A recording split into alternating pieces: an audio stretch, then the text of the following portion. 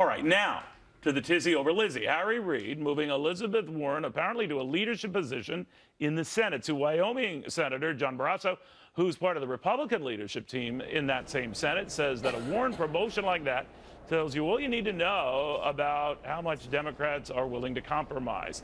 And Senator, you argue if that's the signal, not much. Why?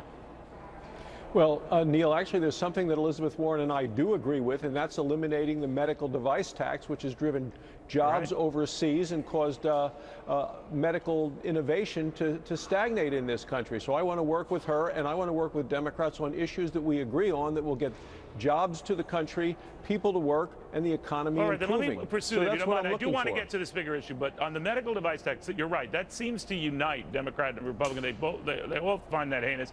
They would likely kill that.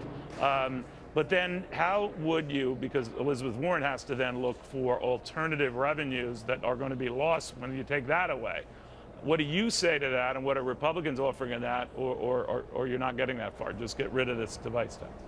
Well, we need to eliminate the medical device tax. You know, Health and Human Services said that they're expecting a lot fewer people to sign up for the Obama health care program this coming year, a lot fewer than the Congressional Budget Office has said. So that's money that's not going to go out for subsidies. But additionally, we need to actually try to take out all of these horrible components of the health care law that have hurt so many people. So it's not just the medical device tax.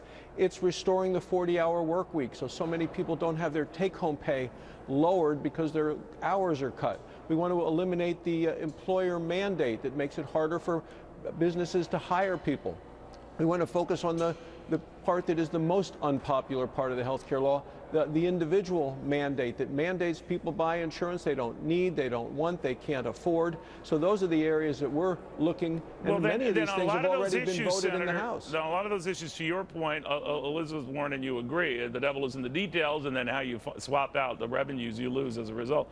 But do you find her moving into this quasi-leadership role in the new Senate as a sign that Democrats are still hard left and going to be hard bargaining with your new Republican majority? Well, I think the number of Democrats are moving further to the left as a party, and they're likely to do that in the nomination process next time for president.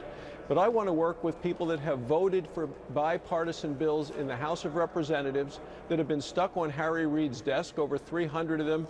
There have been over 40 that are good jobs bills to get Americans back to work that Harry has been blocking votes in the Senate on, and we're going to bring those votes in the Senate. I know that, but what do you read it back by putting her in this type of position?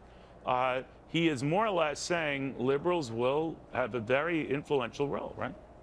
Well, and it's interesting because the more mainstream candidates lose, as has happened with in the elections this last time, the more powerful Nancy Pelosi becomes as her numbers shrink and shrink and shrink.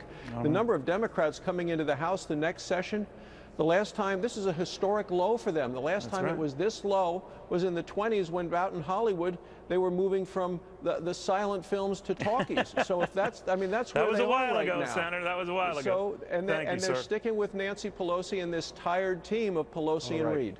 Okay, I'll put you down as not quite a fan. In the meantime, Senator, thank you.